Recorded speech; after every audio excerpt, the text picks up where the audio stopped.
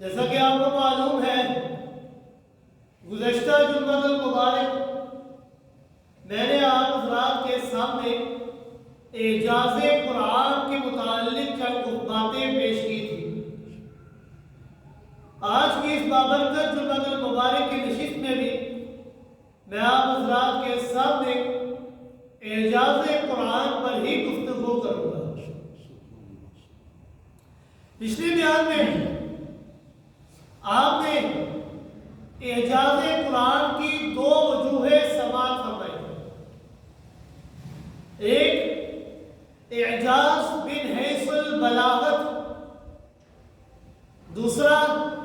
اعجاز من حیث التاثیر، کہ قرآن یہ بلاغت کے لحاظ سے بھی معجزہ ہے اور قرآن یہ تاثیر کے لحاظ سے بھی معجزہ ہے۔ قرآن مجید یہ اللہ رب العزت کی لاریب اور بے عیب کتاب ہے۔ قرآن مجید یہ اللہ کی نازل کردہ آخری آسمانی کتاب ہے کہ جس کے اندر شک اور شبہ کی ذرا برابر بھی گنجائش نہیں ہے۔ سامعین، قرآن مجید یہ اللہ رب العزت کا کلام ہے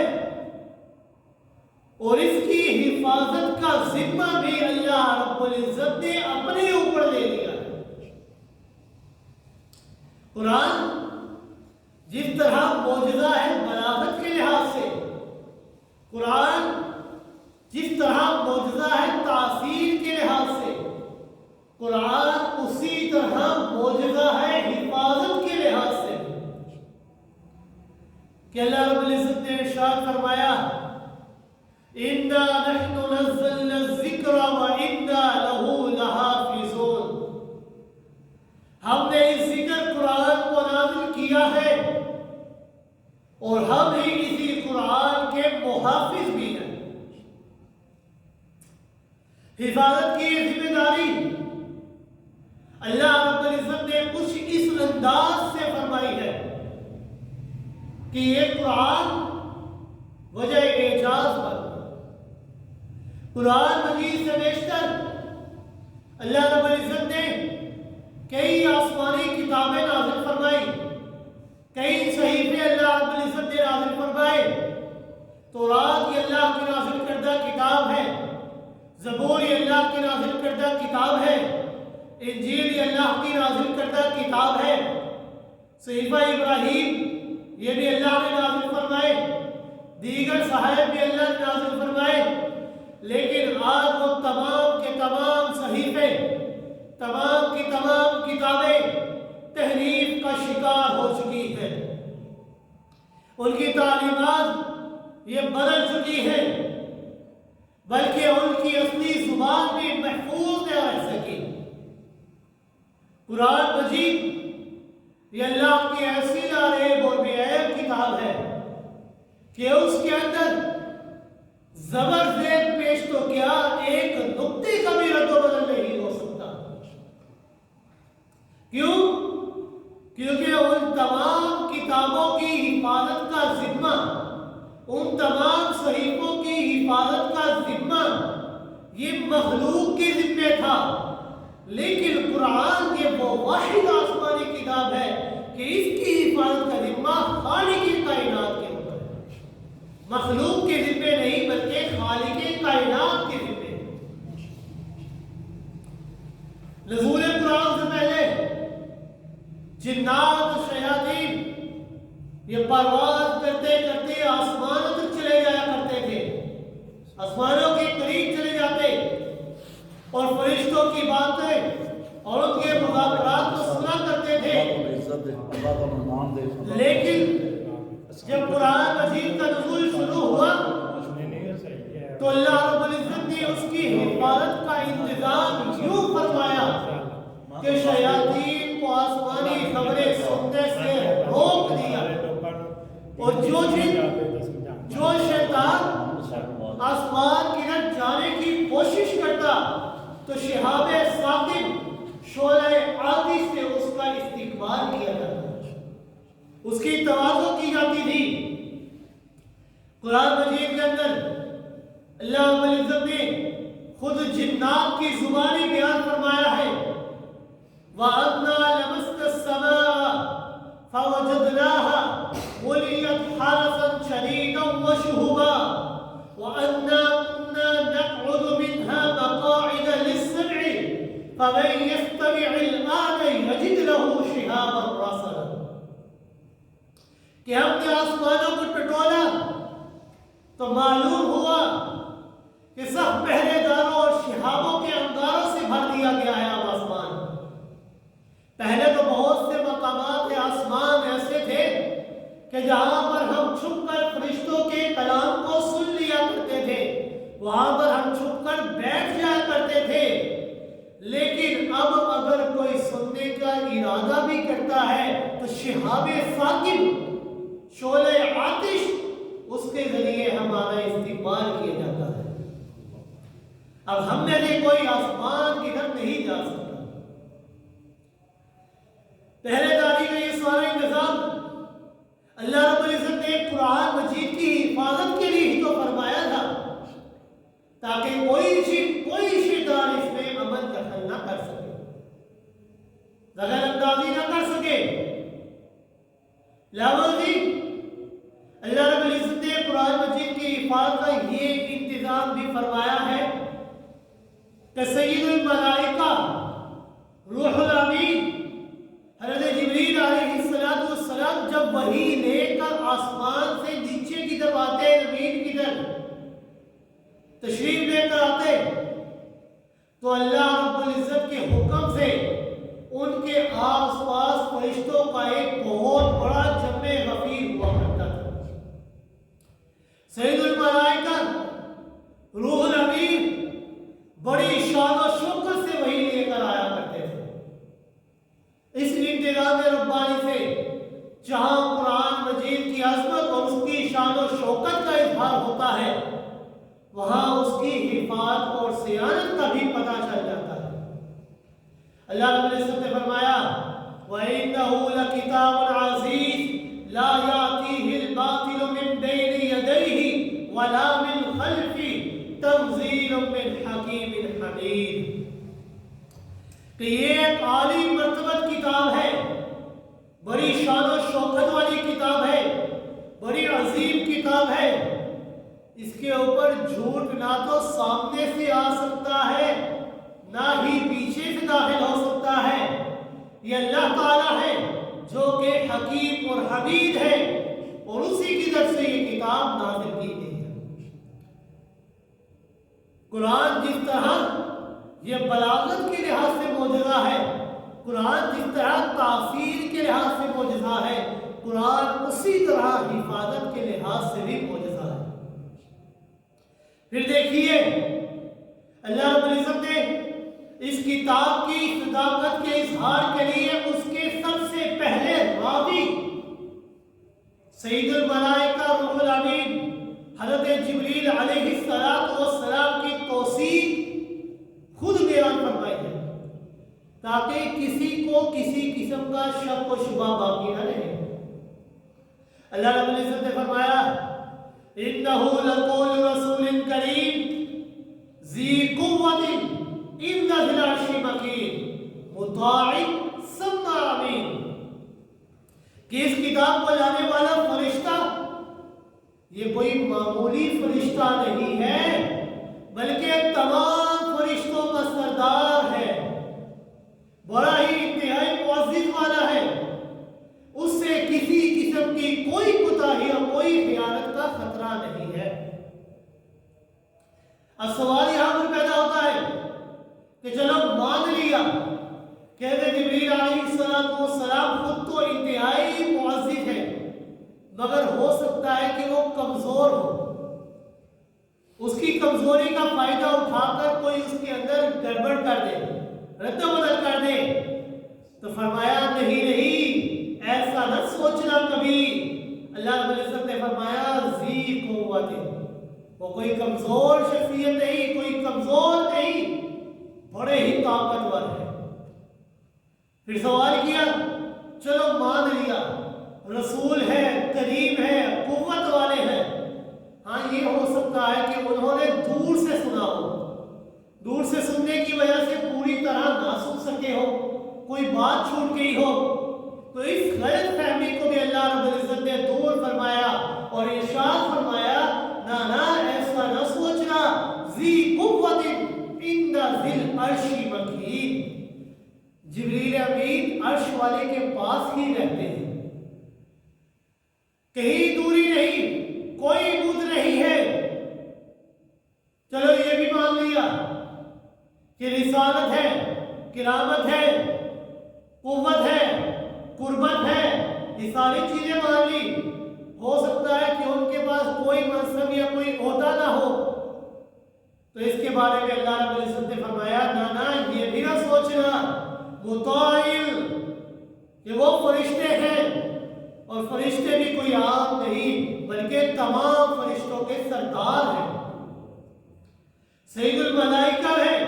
ان کی کوئی معمولی حیثیت نہیں ہے، اور ساتھ ہی اللہ نے فرمایا ثم امین، خیانت کرنے والے نہیں بلکہ امانت دار ہے، نہ تو کسی نے زبردستی گڑبڑ کی ہے اور نہ ہی انہوں نے اپنی مرضی سے کوئی گڑبڑ کی ہے۔ اللہ رب العزت نے یہ ساری سند کیوں بیان فرمائی ہے؟ یہ اس لیے بیان فرمائی تاکہ قرآن کی صداقت اور حفاظت واضح ہو جائے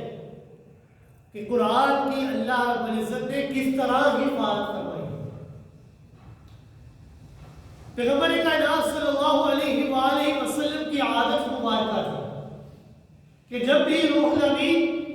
حضرت جبریل علیہ السلام وہی لے کر تشریف لاتے تو سرکار دو عالم صلی اللہ علیہ وآلہ وسلم جلد از جلد ان کلمات کو زبان سے دہرانا شروع کر دیتے تاکہ کوئی بھول نہ جائے۔ اللہ تعالیٰ نے آپ صلی اللہ علیہ وآلہ وسلم کو ایسا کرنے سے منع کر دیا اور فرمایا کہ اے میرے محبوب پاک پیغمبر صلی اللہ علیہ وآلہ وسلم لا تحرک به لسانک لتعجل به ان علینا جمعه وقرآنا فإذا قرأناه فاتبع قرآنا ثم ان علینا بیانا، کہ آپ کو وحی کو جلدی پڑھنے کے لیے اپنی زبان کو مبارک کو نہ ہلایا کریں، کیوں؟ ان علینا جمعہ و قرآنا، اس قرآن کو آپ کے سینے مبارک کے اندر جمع کرنا اور آپ کی لسان مقدس سے پڑھانا یہ ہے اللہ کے ذمہ ہے۔ فَإِذَا قَرَأْنَاهُ فَاتَّبِعْ قُرْآنَهُ، اور اس کے معنی کو، اس کی تشریح اور توضیح کو بیان کرنا بھی یہ بھی ہمارے ذمہ ہے۔ سامعین دیکھیے اللہ تعالیٰ نے کس طرح قرآن مجید کی حفاظت کا ذمہ لے لیا ہے۔ پیغمبر کائنات صلی اللہ علیہ وآلہ وسلم کو اس فکر سے سبکدوش فرما دیا، آزاد فرما دیا، ان علینا جمعہ و قرآن، اس قرآن کو آپ کے سینے کے اندر جمع کرنا اور آپ کے لسان مقدس سے اعلان فرمانا یہ ہمارے ذمہ ہے۔ پھر آپ صلی اللہ علیہ وآلہ وسلم کی زبان مبارک سے جاری کرانا بھی ہمارے ذمہ ہے، بلکہ آپ صلی اللہ علیہ وآلہ وسلم کے دل مبارک کے اندر اس کے معانی کا القاء کرنا اور اس کے آپ صلی اللہ علیہ وآلہ وسلم کی لسان مقدس سے اس کی تشریح اور توضیح کرانا بھی اللہ رب العزت کے ذمہ ہے۔ قرآن مجید کی ہے حفاظت کا یہ حیرت انگیز انتظام اللہ رب العزت خود کرتے ہیں، اسی لیے قرآن یہ معجزہ ہے حفاظت کے لحاظ سے۔ صحابہ کرام یہ قرآن مجید کو حفظ کیا کرتے تھے، پیغمبر کائنات صلی اللہ علیہ وآلہ وسلم کے ساتھ ساتھ اللہ رب العزت نے صحابہ کرام کو بھی یہ توفیق بخشی تھی کہ انہوں نے قرآن مجید کو ازبر یاد کر لیا تھا۔ سینکڑوں صحابہ کرام ایسے تھے کہ جنہوں نے قرآن مجید کو نوک پر زبان یاد کر لیا، یعنی ایک ایک حرف، ایک ایک نقطہ یاد کر لیا۔ صحابہ کرام قرآن مجید، صحابہ کرام کا قرآن مجید کو یاد کرنا اور آج کے دور کے لوگوں کا یاد کرنا، اس کے اندر بڑا ہی زمین و آسمان کا فرق ہے، یہ بہت مختلف ہے، کیونکہ ہمارے پاس قرآن مجید ایک کتاب کی صورت میں موجود ہے، لکھا ہوا ہمارے سامنے موجود ہے، ہم ایک ایک آیت کو پڑھتے چلے جاتے ہیں اور قرآن مجید مکمل کر لیتے ہیں، قرآن مجید کو یاد کر لیتے ہیں۔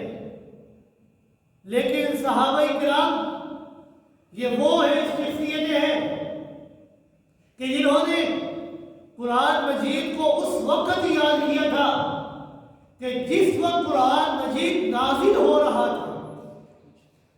جو آیات بھی نازل ہوتی آپ صلی اللہ علیہ وآلہ وسلم بتا دیتے کہ اس آیت کو فلاں صورت میں فلاں آیت سے پہلے رکھو، اس آیت کو فلاں صورت میں فلاں آیت کے بعد رکھو۔ تو صحابہ کرام سابقہ ترتیب کو ختم کر کے فوراً ایک نئی ترتیب کے مطابق قرآن مجید کو پڑھا کرتے تھے اور اسے یاد کیا کرتے تھے، اور کتابی شکل میں بھی موجود نہ تھا، بلکہ آپ صلی اللہ علیہ وسلم جو بتا دیتے جس ترتیب سے یاد تھا اس ترتیب کو ختم کر کے دوبارہ نئی ترتیب سے شروع کر دیتے۔ لہذا ان کی یاد کرنے میں اور ہمارے یاد کرنے میں زمین و آسمان کا فرق ہے۔ سینہ نبوت کے بعد اصحاب رسول کا سینہ قرآن کا خزینہ اور گنجینہ بن گیا۔ پھر اس کے ساتھ ساتھ اللہ رب العزت نے صحابہ کرام کی ثقافت کا بھی اعلان فرمایا کہ صحابہ کرام کے بارے میں بھی تم کوئی شک و شبہ اپنے ذہن میں نہ رکھنا، کیونکہ وہ بھی قرآن مجید کے راوی ہیں۔ صحابہ کرام کے ذریعے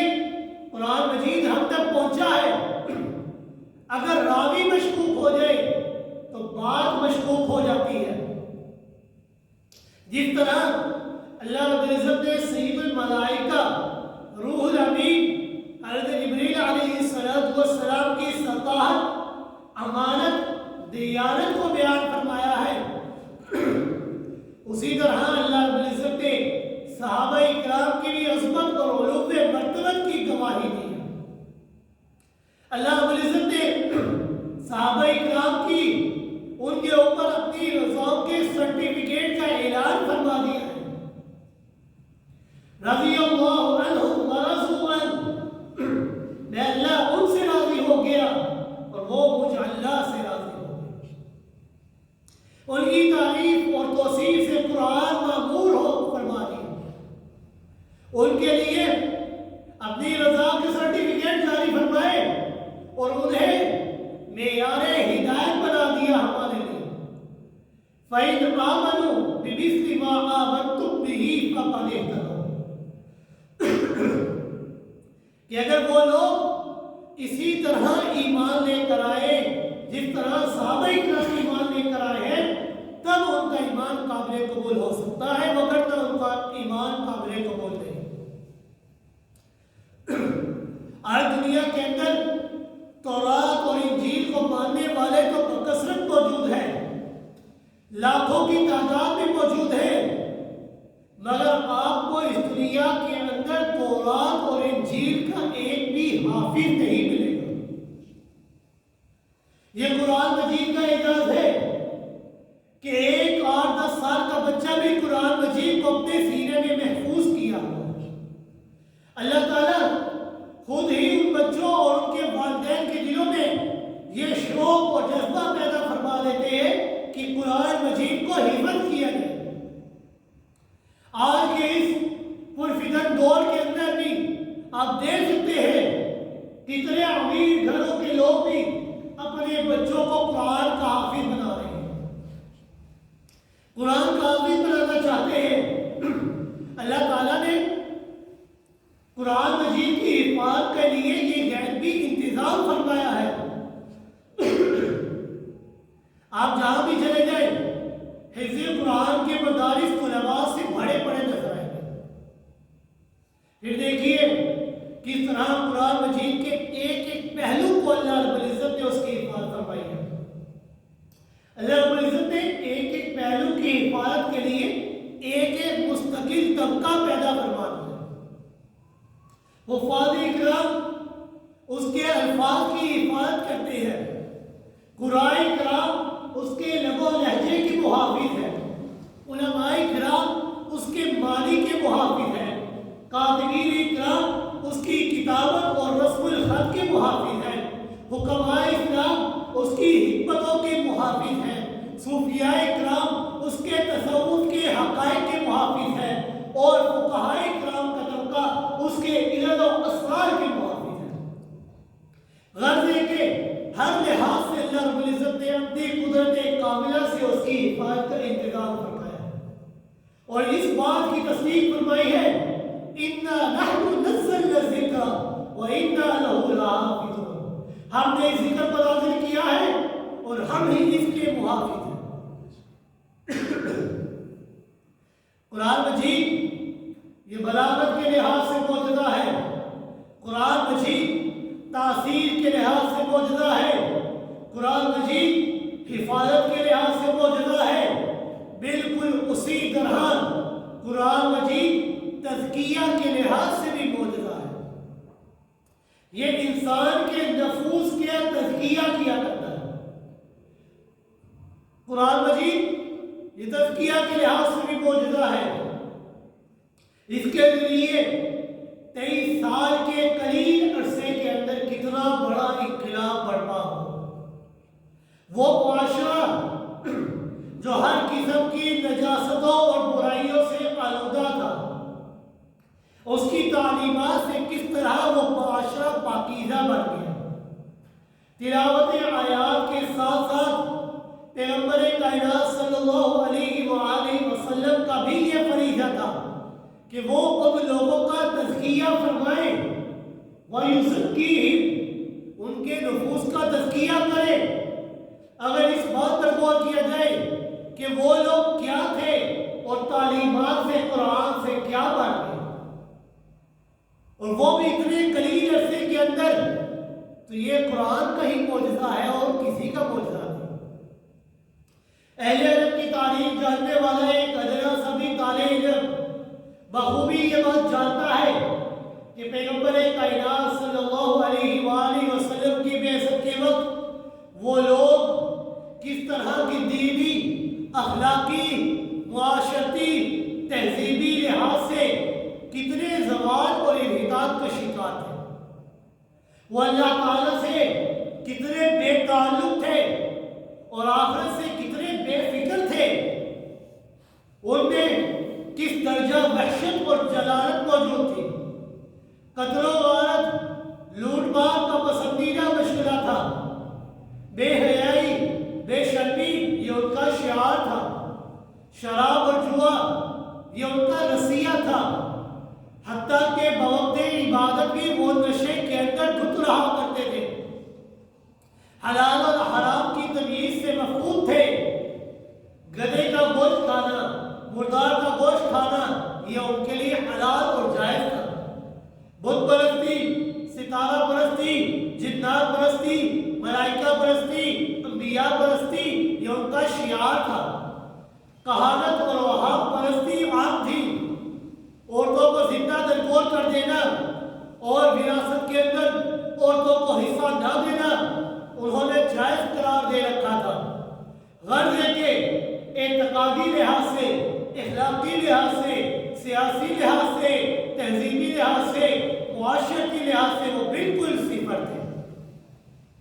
بے حیائی اتنی تھی کہ بیت اللہ کا طواف عورتیں اور مرد کپڑے اتار کر کیا کرتے تھے۔ شرک اس حد تک تھا کہ مرکز توحید بیت اللہ کے اندر 360 بت نصب تھے۔ تنہا اللہ کا ذکر کرنا یہ ان کو بہت گرا سمجھتا تھا۔ ضلالت اور گمراہی اس حد تک تھی کہ اللہ رب العزت نے خود ارشاد فرمایا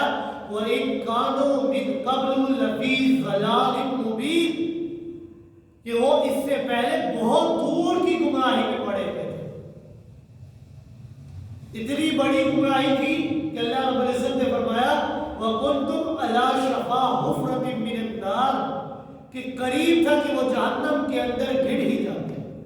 جہنم کے کنارے پر وہ کھڑے تھے، لیکن قرآن کی تعلیمات سے یہی لوگ اتنے پاکیزہ ہو گئے کہ اللہ رب العزت نے ان کے ایمان، ان کے عمل کو دوسروں کے لیے معیار قرار دے دیا۔ فَإِنْ آمَنُوا بِمِثْلِ مَا آمَنْتُمْ بِهِ فَقَدِ اهْتَدَوْا۔ اگر واقعی تم ایمان کے دعوے دار ہو تو تمہارا ایمان ان کی طرح ہونا چاہیے، تمہارے اعمال ان کی طرح ہونے چاہیے۔ فَقَدِ اهْتَدَوْا، تب واقعی تم ہدایت یافتہ بن جاؤ گے۔ جو اللہ تعالیٰ کو کبھی بھول کر بھی یاد نہیں کیا کرتے تھے، قرآن کی تعلیمات نے اتنا اثر کیا کہ اب وہ چاہے بیٹھے ہوئے ہیں، چاہے کھڑے ہیں، چاہے لیٹے ہیں، کسی بھی حالت میں ہیں، ہر وقت ان کی زبانوں سے اللہ کا ذکر جاری ہے۔ الذین یذکرون اللہ قیاما وقعودا وعلی جنوبہم،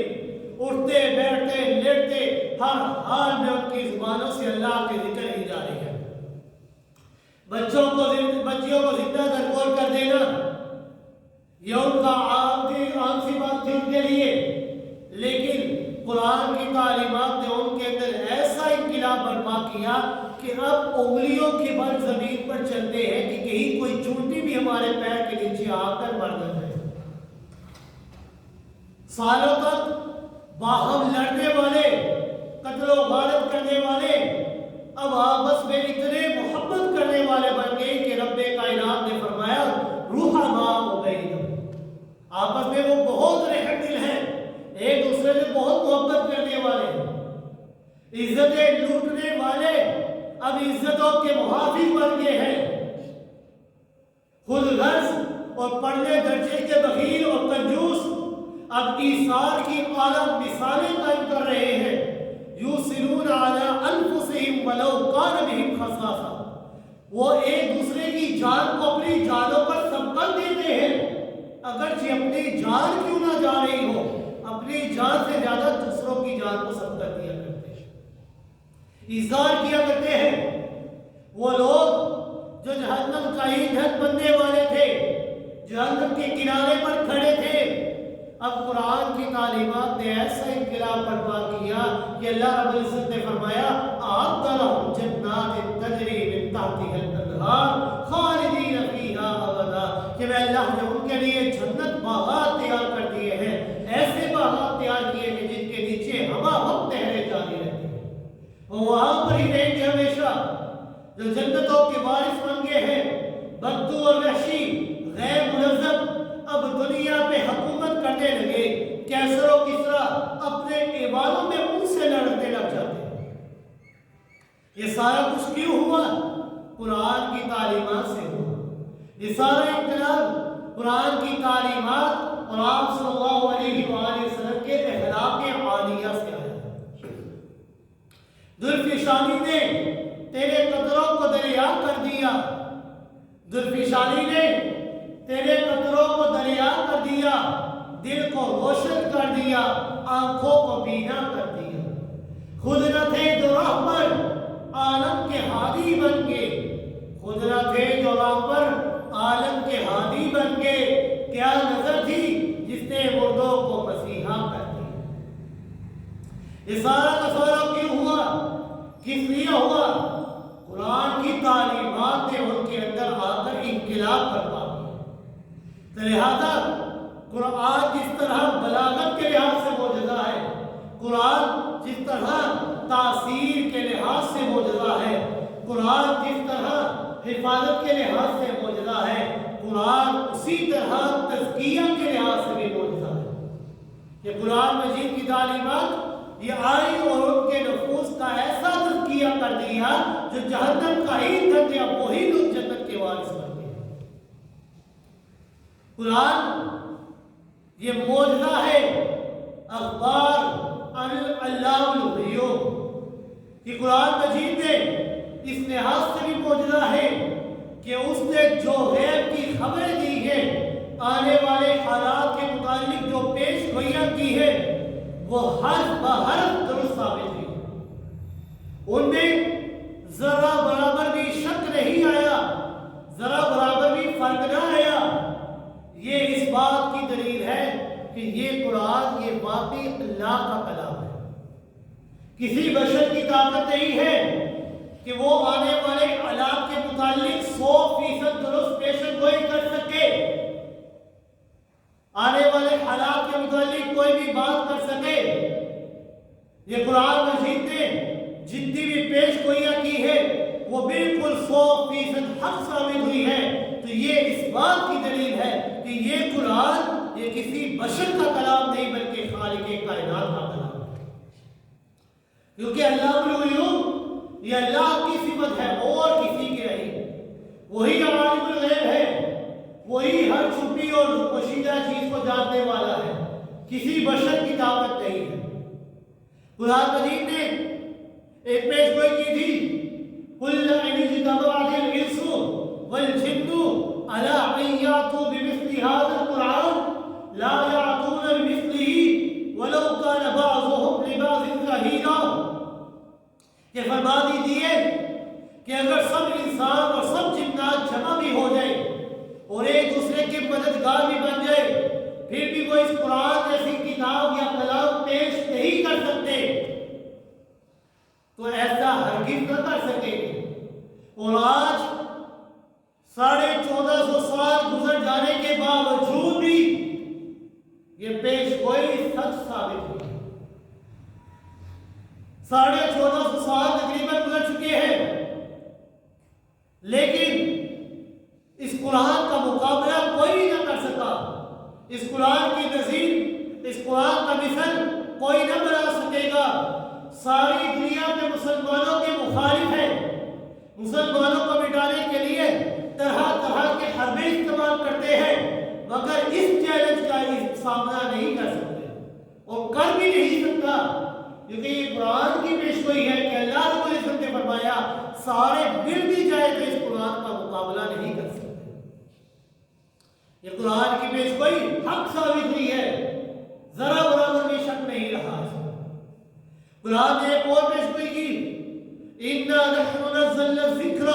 وَإِنَّا لَهُ لَحَافِظُونَ، کہ بے شک ہم نے اس ذکر قرآن کو نازل فرمایا ہے اور اس ذکر قرآن کے محافظ بھی ہم خود ہی ہیں۔ توجہ فرمائیے، قرآن مجید کی حفاظت کی پیش گوئی کس طرح ہر مہارت درست ثابت ہو چکی ہے۔ آج تک 1450 سال گزر چکے ہیں،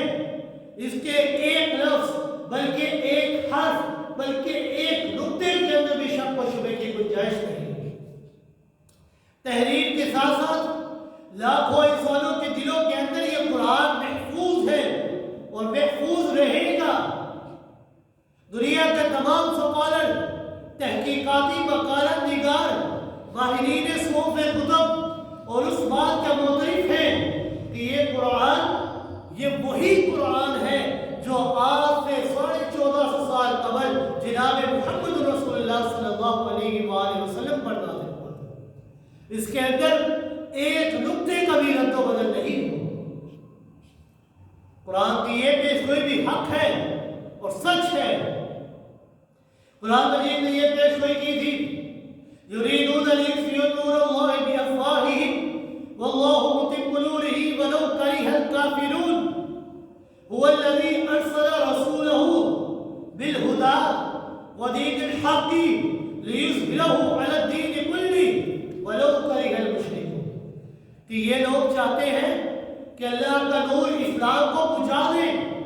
اور اللہ کا فیصلہ ہے کہ وہ اپنی روشنی اسلام کو مکمل کر کے ہی رہے گا، چاہے کافروں کو یہ بات کتنی ہی ناپسندیدہ لگے۔ اور هو الذی ارسل رسولہ، اللہ وہی ہے، رب وہی ہے جس نے اپنے رسول کو ہدایت اور دین حق دے کر بھیجا ہے تاکہ وہ دین تمام دینوں کے اوپر غالب آ جائے۔ وَلَوْ كَرِهَ الْكَافِرُونَ وَلَوْ كَرِهَ الْمُشْرِكُونَ، اگر یہ مشرکوں کو یہ بات کتنی ناپسندیدہ لگے۔ بعثت نبی کے وقت تمام کا تمام عرب آپ کا مخالف تھا، ساری طاقت، سارا سرمایہ، ساری صلاحیتیں اسلام کو مٹانے پہ صرف ہو رہی تھی۔ تمام مذاہب باطلہ آپس میں متحد تھے اور آپ صلی اللہ علیہ وآلہ وسلم کے سخت ترین مخالف تھے۔ اس دور میں سپر طاقت وہی لوگ تھے، معاشرہ جو شخص بھی اسلام کو قبول کرتا اس کے اوپر اذیتوں اور مسائل کے پہاڑ ڈھوڑے جاتے تھے، معاشرہ اور برادری ختم ہو جایا کرتی تھی، فقر و افلاس اہل توحید کے گلوں میں ڈیرے ڈالے ہوا تھا۔ اس ظاہری حالت کی بنیاد پر کوئی شخص بھی اسلام کے غلبے کا سوچ بھی نہیں سکتا کہ ہر طرف سے مشرکین ہمارے اوپر غالب ہیں، مگر ان تمام ناموافق حالات کے باوجود قرآن مجید نے بڑے وثوق اور پختہ دلیل کے ساتھ یہ پیش گوئی کر دی کہ ہم قریب اسلام غالب آ کر رہے گا۔ تو لہذا دیکھنے والا نے دیکھا چند برسوں کے اندر، چند سالوں کے اندر قرآن مجید کی یہ پیش گوئی کس طرح ہر بہرحال درست ثابت ہوئی ہے۔ اسلام کو غلبہ مل گیا، مکہ مکرمہ فتح ہو گیا، جہاں سے وہ چھپ کر نکلا کرتے تھے آج اسی مکہ مکرمہ کے اندر بڑی شان و شوکت کے ساتھ آ رہے ہیں۔ پورے جزیرہ عرب کے اندر اسلام کا بول بالا ہے، کیسر و کسریٰ کی حکومتیں ختم ہو گئی ہیں، ان کے ایوانوں کے اندر اسلام کا جھنڈا لہرانے لگا ہے۔ دیکھیے، غور فرمائیے، یہ کیسے ہو گیا؟ انسانی عقل سمجھنے سے قاصر ہے، اس کی توجیہ کے لیے تمام علوم بیکار ہیں۔ ہاں، ایک ہی توجیہ ہے اور وہ یہ ہے کہ یہ اللہ کا کلام ہے جو عالم الغیب ہے اور محمد رسول اللہ صلی اللہ علیہ وسلم اللہ کے آخری اور سچے رسول ہیں۔ یہی ایک توجیہ ہے۔ اسی طرح قرآن مجید نے پیش گوئی کی تھی سورہ فتح کے اندر، لَقَدْ صَدَقَ اللَّهُ رَسُولَهُ الرُّؤْيَا بِالْحَقِّ لَتَدْخُلُنَّ الْمَسْجِدَ الْحَرَامَ إِنْ شَاءَ اللَّهُ آمِنِينَ مُحَلِّقِينَ رُءُوسَكُمْ وَمُقَصِّرِينَ لَا تَخَافُونَ کہ اللہ رب العزت نے فرمایا کہ بے شک اللہ تعالیٰ نے اپنے رسول کو ایک سچا اور صحیح خواب دکھایا کہ اللہ تعالیٰ نے چاہا تو تم مسجد حرام کے اندر ضرور امن کے ساتھ داخل ہوگے، اپنے سروں کے بال مونڈتے ہوئے، کترواتے ہوئے داخل ہوگے، اور تمہیں کسی قسم کا کوئی خوف و حزن نہیں ہوگا، کوئی غم نہیں ہوگا، کوئی خوف نہیں ہوگا۔ پیغمبر کائنات صلی اللہ علیہ وآلہ وسلم نے یہ خواب اس دور کے اندر دیکھا تھا کہ جب مشرکین کی دشمنی زوروں پر تھی، پورے جزیرہ عرب کے اندر کفر متحد ہو چکا تھا، آپس میں یکجا ہو چکے تھے، صحابہ کرام نے فرد جذبات میں فوراً تیاری کر لی اور چل پڑے حدیبیہ کے مقام پر۔ جب قریش مکہ نے روک دیا رسول اکرم صلی اللہ علیہ وآلہ وسلم کو اور صحابہ کرام کو روک دیا کہ آپ کو عمرہ کرنے کی اجازت نہیں ہے، قریب تھا کہ مسلمان اور کفار یہ آپس میں باہم لڑ پڑتے، لڑائی ہو جاتی، مگر آپ صلی اللہ علیہ وآلہ وسلم نے نہایت تحمل سے کام لیتے ہوئے صلح کر لی، اور صلح کے اندر یہ شرط رکھی تھی کہ مسلمان اس سال واپس چلے جائیں گے اور اگلے سال آئیں گے اور عمرہ ادا کریں گے۔ اس وقت رئیس المنافقین عبداللہ بن ابی نے تانا مارا مسلمانوں کو اور کہنے لگا، واللہ ما حلقنا ولا قصرنا ولا رأينا المسجد الحرام، کہ اللہ رب العزت نے جس طرح قرآن مجید کے اندر فرمایا تھا کہ مسلمان بڑی شان و شوکت کے ساتھ مسجد حرام میں داخل ہوں گے، اپنے سروں کو مونتے ہوئے اترتے ہوئے داخل ہوں گے، تو عبداللہ بن ابی کہتا ہے اللہ کی قسم میں نے دیکھا ہے کہ مسلمانوں نے نہ تو اپنے سر کو مونڈا ہے، نہ ہی اتروایا ہے، اور نہ ہی انہوں نے مسجد حرام کو دیکھا ہے۔ اس نے مسلمانوں کو تانا مارا۔ اللہ تعالیٰ نے یہ آیت نازل فرمائی اور تاکیدی وعدہ فرمایا کہ تم مسجد حرام میں ضرور داخل ہوگے، اور اللہ کا یہ وعدہ سچ ثابت ہوا کہ مسلمان پورے امن و امان کے ساتھ اللہ کے سارے احکام بجا لاتے ہوئے اگلے سال مکہ مکرمہ کے اندر شان و شوکت کے ساتھ داخل ہوئے اور عمرہ کیا اور اپنے بالوں کو مونڈا بھی۔ قرآن نے جتنی بھی پیش گوئیاں بیان فرمائی ہے وہ تمام کی تمام پیش گوئیاں حق ثابت ہوئی ہیں۔ قرآن نے یہ پیش کوئی بیان فرمائی تھی ام یقولون نحن جمیع منتصر سیہزم الجمع ویولون الدبر، کیا کافر یہ کہتے ہیں کہ ہماری جمعیت بڑی طاقتور ہے، ہماری جمعیت ہمارے جتنی زیادہ تعداد ہے ہم بدلہ لینے والے ہیں؟ اللہ رب العزت نے فرمایا سیہزم الجمع ویولون الدبر، اب قریب تمہاری یہ ساری جمعیت شکست کھا جائے گی اور تم پیٹ پھیر کر بھاگو گے۔ یہ سورہ قمر کی آیت ہے اور سورہ قمر یہ مکی صورت ہے۔ مکی دور کے اندر مشرکین مکہ کی دشمنی زوروں پر تھی، مسلمان انتہائی مظلومیت کی حالت میں تھے، ہر طرف سے ظلم اور مصائب کے پہاڑ ان کے اوپر توڑے جا رہے تھے، اسلام اور اہل اسلام کے غلبے کی کوئی ظاہری شکل نظر نہیں آ رہی تھی۔ ان دنوں میں پیغمبر کائنات صلی اللہ علیہ وآلہ وسلم نے قرآن کی نو سے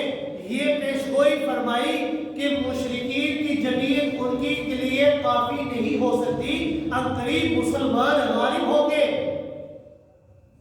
ان کی جمعیت کا پول کھل جائے گا، وہ شکست کھا جائیں گے، وہ پیٹ پھیر کر بھاگ جائیں گے۔ مسلمان حیران تھے، مسلمان سوچنے لگے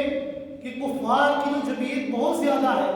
ہم ان کا مقابلہ کیسے کر سکتے ہیں؟ حتیٰ کہ سیدنا فاروق اعظم رضی اللہ تعالیٰ نے فرمایا ایو جمع ھذا الذی سیہزم، اتنی بڑی تعداد کو ہم شکست کیسے دے سکتے ہیں؟ پھر چند سالوں کے بعد آپ صلی اللہ علیہ وآلہ وسلم نے جب ہجرت فرمائی، ہجرت کے دوسرے ہی سال غزوہ بدر پیش آیا اور بدر کی رات آپ صلی اللہ علیہ وآلہ وسلم اللہ رب العزت سے دعا مانگتے رہے اور صبح عریش بدر سے باہر نکلے تو زبان کے اوپر یہی آیت مبارکہ جاری تھی سیہزم الجمع ویولون الدبر، ان کی جمعیت شکست کھا جائے گی اور مسلمان غالب آئیں گے اور وہ پیٹ پھیر کر بھاگیں گے۔ سیدنا فاروق اعظم رضی اللہ تعالیٰ فرماتے ہیں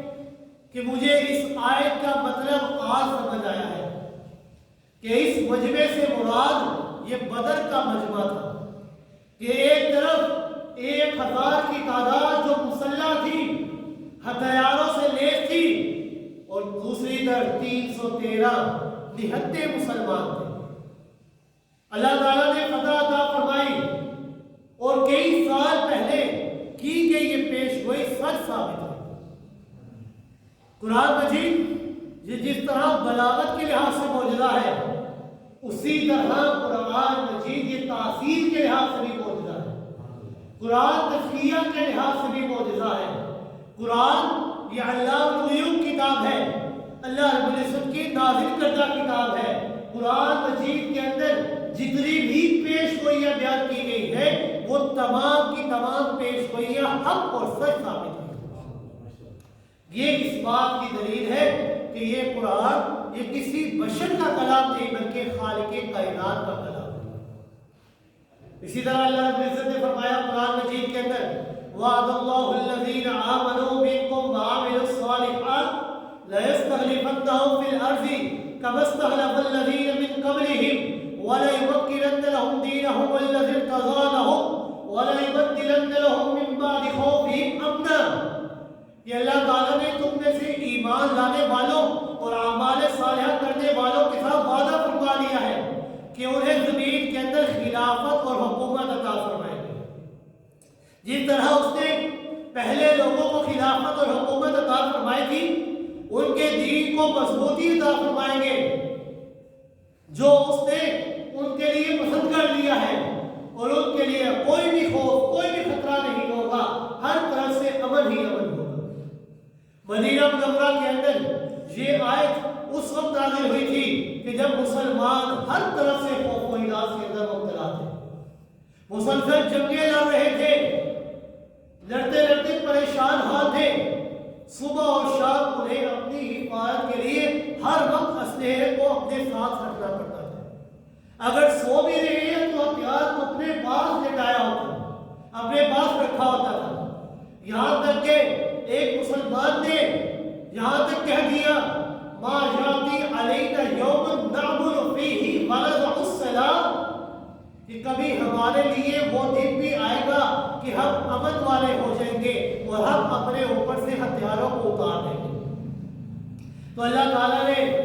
اس دور میں یہ پیش گوئی فرمائی کہ اہل ایمان کو ہم حکومت اور طاقت عطا فرمائیں گے، ان کے دین کو مضبوطی اور طاقت عطا فرمائیں گے، ان کے خوف کو ان کے امن کے ساتھ بدل دیں گے۔ ان حالات میں یہ پیش گوئی بظاہر ناممکن نظر آ رہی تھی، لیکن کچھ ہی عرصے کے بعد اللہ تعالیٰ نے اپنے وعدے کو پورا فرمایا۔ پورے کا پورا جزیرہ عرب دائرہ اسلام کے اندر داخل ہو گیا۔ کیسر و کسریٰ کی شان و شوکت خاک میں مل گئی، ان کے خزانے مسلمانوں کے ہاتھوں میں آ گئے، شرق اور غرب میں اسلام کا علم بلند ہو گیا اور مسلمانوں نے ایسی مضبوط ترین حکومت عطا کی کہ جس کی نظیر لانا ناممکن ہے۔ یہ سارے کا سارا کیوں ہوا کہ اللہ رب العزت نے قرآن مجید کے اندر پیش گوئی فرمائی، اور اللہ رب العزت علام الغیوب ہے، عالم الغیب ہے، غیب کی خبروں کو پہلے سے ہی جاننے والے ہیں۔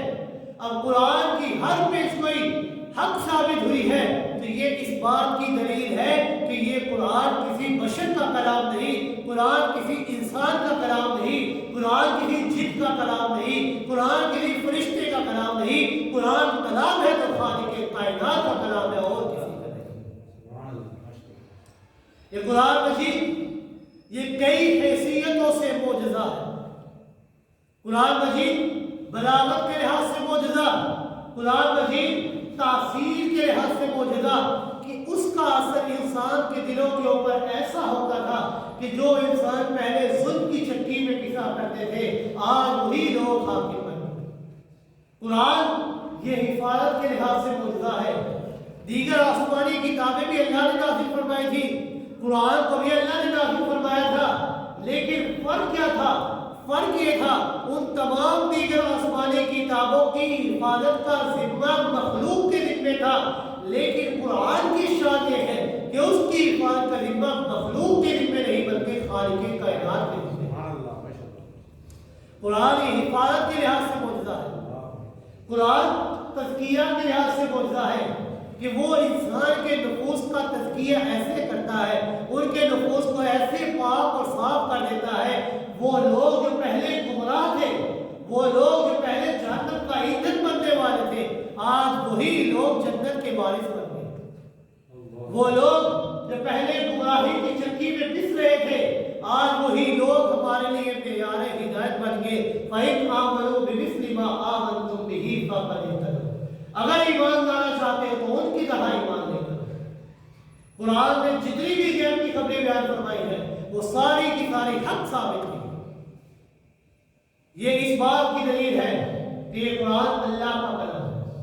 لہذا جس بندے نے اس قرآن سے محبت کی، اس قرآن سے لو لگائی، اس قرآن سے اپنے دل کو لگا لیا، تو وہ شخص اس دنیا کے اندر بھی کامیاب ہوتا ہے اور آخرت کے اندر بھی کامیاب ہوتا ہے، کیونکہ یہ قرآن کی ایسی کتاب ہے جو تمہیں اللہ اور اس کی رسول کی اطاعت کا حکم دیتی ہے۔ یہ قرآن ایسی کتاب ہے جو تمہیں جنت کا راستہ دکھا دیتی ہے، دین کا راستہ بتا دیتی ہے۔ دین کا راستہ قرآن سے جو نظر آتا ہے وہ بالکل صاف ہے، اور دین کا راستہ جو دیگر کتابوں سے یا کہاوتوں سے کہانیوں سے نظر آتا ہے وہ بڑا ہی مشکل نظر آتا ہے۔ لہذا اگر جنت کے وارث بننا چاہتے ہو، اگر تم دنیا کے اندر بھی کامیابی چاہتے ہو اور آخرت کے اندر بھی کامیابی چاہتے ہو تو اس قرآن کے ایک ایک حکم کے اوپر عمل کرو۔ جب تم اس قرآن کے ایک ایک حکم کے اوپر عمل کر لو گے، اس کو اپنے دل کے ساتھ لگا لو گے، اس سے محبت کر بیٹھو گے تو اللہ اس کے رسول کی اطاعت کر بیٹھو گے، اور جب اللہ اس کے رسول کی اطاعت کر بیٹھو گے تو اللہ رب العزت نے فرمایا کہ اللہ ہی تمہیں اپنا محبوب بنا لوں گا، تمہیں مجھے محبوب بنانے کی ضرورت نہیں، میں اللہ تمہیں اپنا محبوب بنا لوں گا۔ اور جب اللہ محبوب بنا لے تو اللہ رب العزت نے فرمایا یغفر لکم ذنوبکم، تمہارے جتنے گناہ ہیں میں اللہ انہیں خود ہی معاف کر دوں گا۔ لہذا اللہ رب العزت سے دعا ہے کہ اللہ رب العزت ہمیں عمل کرنے کی توفیق عطا فرمائے۔ وما علینا الا البلاغ۔